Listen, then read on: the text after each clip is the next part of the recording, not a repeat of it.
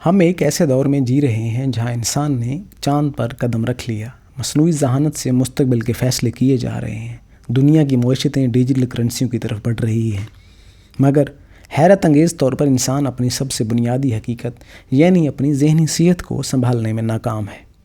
Depression, اضطراب، بے چینی، تنہائی اور ذہنی بیماریوں کی شرح آج تاریخ کے کسی بھی دور سے زیادہ ہے۔ ہم نے مادیت، مقابلے بازی، طاقت اور ظاہری کامیابی کو اتنا بڑھا دیا ہے کہ انسان کا اندر خالی، بوجھل اور مردہ سا ہو گیا ہے۔ پاکستان جیسے معاشرے میں تو یہ بیماری ایک کینسر کی طرح پھیل رہی ہے، مگر کوئی سنجیدگی سے اس پر بات کرنے کو تیار نہیں۔ معاشرہ ڈپریشن کو کمزوری سمجھتا ہے، پاگل پن کا طعنہ دیتا ہے یا مذہب کے ساتھ جوڑ کر کہہ دیتا ہے یہ ایمان کی کمی ہے۔ حالانکہ حقیقت یہ ہے کہ ڈپریشن ایک طبعی، معاشرتی اور نفسیاتی مسئلہ ہے جسے نظر انداز کرنا ہزاروں خودکشیوں اور برباد زندگیوں کو دعوت دینا ہے۔ سب سے پہلے یہ سمجھنا ضروری ہے کہ ڈپریشن صرف ایک وقتی اداسی نہیں، یہ ایک مسلسل کیفیت ہے جو انسان کے سوچنے، محسوس کرنے اور عمل کرنے کے انداز کو بدل دیتی ہے۔ ایک عام سا نوجوان جس کی آنکھوں میں خواب ہوتے ہیں وہ بھی ڈپریشن کی نظر ہو سکتا ہے۔ اگر معاشرہ اس کے لیے امید اور موقع نہ دے، پاکستان میں لاکھوں نوجوان تعلیم مکمل کرنے کے بعد بے روزگار بیٹھے ہیں۔ والدین کے خواب، بہن بھائیوں کے تقاضے، مہنگائی کا دباؤ اور مستقبل کی بے یقینی سب مل کر اس نوجوان کو ذہنی قید میں دھکیل دیتے ہیں۔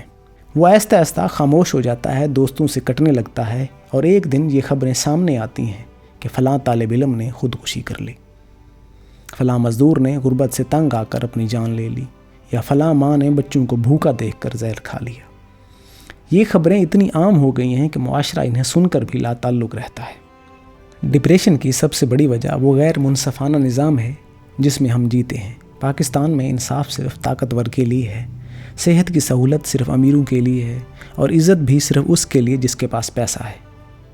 ایک عام مزدور جو دن رات پسینہ بہا کر گھر کا خرچ پورا کرتا ہے، اس کے لیے کسی بھی وقت بیماری یا حادثہ زندگی کا سب سے بڑا بوجھ بن جاتا ہے۔ اسپتالوں میں علاج نہیں، دوائیں مہنگی ہیں اور ڈاکٹر پیسے کے بغیر مریض کو ہاتھ تک نہیں لگاتا۔ ایسے میں ذہنی دباؤ بڑھتا ہے اور وہ آدمی یا تو اندر سے ٹوٹتا ہے یا پھر اپنے غصے اور مایوسی کو اپنے ہی خاندان پر نکالتا ہے۔ یہی وجہ ہے کہ پاکستان میں گھریلو تشدد، بچوں پر ظلم اور خواتین پر زیادتیوں کی شرح خوفناک حد تک بڑھ رہی ہے۔ اصل میں یہ اس سماجی ڈپریشن کی علامات ہیں جو ہر گھر میں کسی نہ کسی صورت میں موجود ہے۔ پاکستانی معاشرہ ڈپریشن کو بیماری ماننے کی بجائے تضحیک کا نشانہ بناتا ہے۔ اگر کوئی نوجوان کہے اسے رات کو نیند نہیں آتی یا وہ بار بار مایوس خیالات میں گھرا رہتا ہے تو لوگ اسے کہتے ہیں بس دل مضبوط کرو یا ایمان کمزور ہے۔ اس لیے ایسے خیالات آتے ہیں۔ یہ رویہ سب سے زیادہ خطرناک ہے کیونکہ یہ متاثرہ شخص کو مدد لینے سے روکتا ہے۔ ذہنی صحت کے ماہرین ہمارے معاشرے میں یا تو ناپید ہیں یا پھر اتنے مہنگے ہیں کہ عام آدمی ان تک پہنچ ہی نہیں سکتا۔ حکومتی سطح پر ذہنی صحت پر بحث نہ ہونے کے برابر ہے۔ کسی بڑے شہر میں اگر 2-3 اچھے ہسپتال ہیں تو دیہات اور قصبوں میں صورتحال یہ ہے کہ لوگ ڈپریشن کو جن، بھوت یا جادو ٹونے سے جوڑ دیتے ہیں۔ پیر، فقیر اور جعلی عمل اس کمزوری کا فائدہ اٹھاتے ہیں اور لوگ علاج کی جگہ ان کے چکر کاٹتے رہتے ہیں۔ یہ المیہ صرف فرد کی نہیں بلکہ پورے معاشرے کی بربادی ہے۔ آج کے دور میں ڈپریشن کی ایک بڑی وجہ سوشل میڈیا ہے۔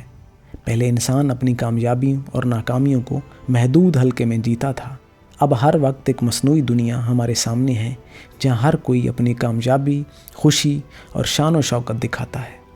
انسٹاگرام پر حسین چہرے، لگژری لائف سٹائل، قیمتی گاڑیاں، بڑے گھر، برانڈڈ کپڑے، سب کچھ ایسے لگتا ہے جیسے سب لوگ خوش ہیں اور کامیاب ہیں۔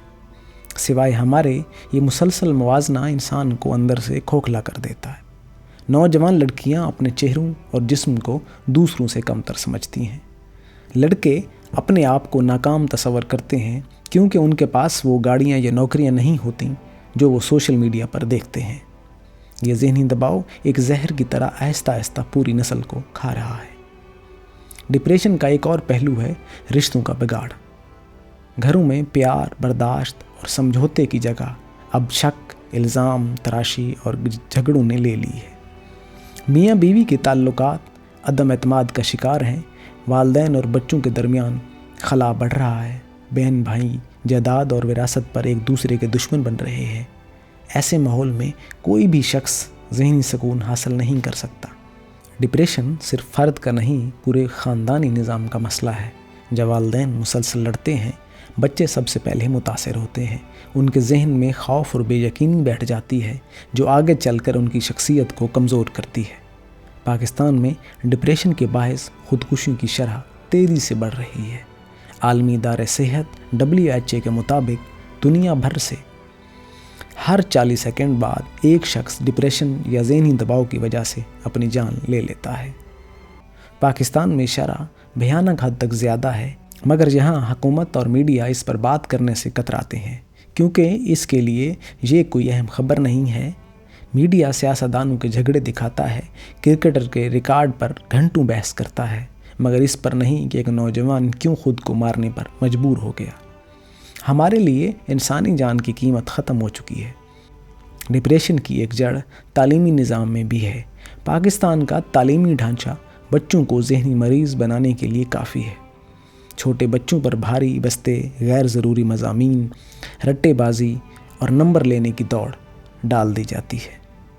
تعلیم ذہانت کو نکھارنے کی بجائے دبانے کا نام بن چکی ہے۔ اسکول سے لے کر یونیورسٹیوں تک ہر جگہ رزلٹ اور نوکری کو دباؤ نے نوجوان کو اس حد تک مجبور کر دیا ہے کہ وہ اپنی اصل صلاحیتیں کھو بیٹھتا ہے۔ جب وہ عملی زندگی میں جاتے ہیں اور حقیقت ان کے خوابوں سے ٹکراتی ہے تو ڈپریشن کا شکار ہو جاتا ہے۔ ڈپریشن صرف ذہنی مسئلہ نہیں بلکہ جسمانی بیماریوں کا بھی باعث بنتا ہے۔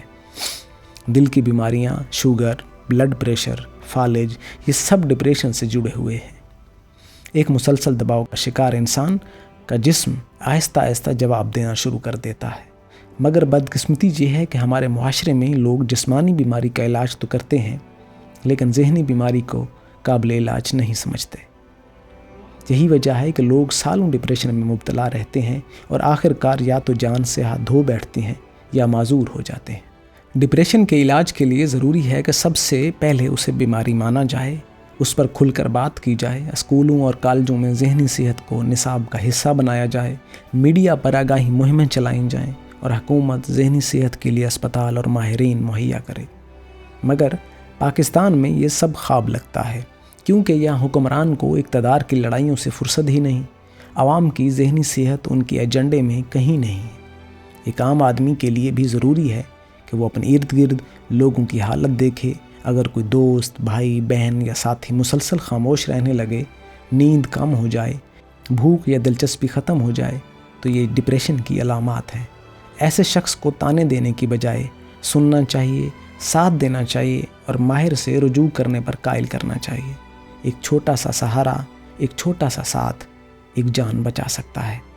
حقیقت یہ ہے کہ ڈپریشن ایک خاموش قاتل ہے جو ہمارے معاشرے کی بنیادیں کھوکھلی کر رہا ہے۔ یہ بیماری کسی مذہب، ذات یا طبقے کی قید میں نہیں ہے، یہ ہر گھر میں چھپی ہے، لیکن ہم نے آنکھیں بند کر رکھی ہیں۔ جس طرح کینسر کو نظر انداز کرنے سے جسم ختم ہو جاتا ہے، اس طرح ڈپریشن کو نظر انداز کرنے سے معاشرہ ختم ہو جاتا ہے۔ اگر ہم نے اس پر بات نہ کی تو آنے والی نسلیں ایک ایسی قوم ہوں گی جو جسمانی طور پر زندہ ہوں گی لیکن ذہنی طور پر مردہ ہوں گی۔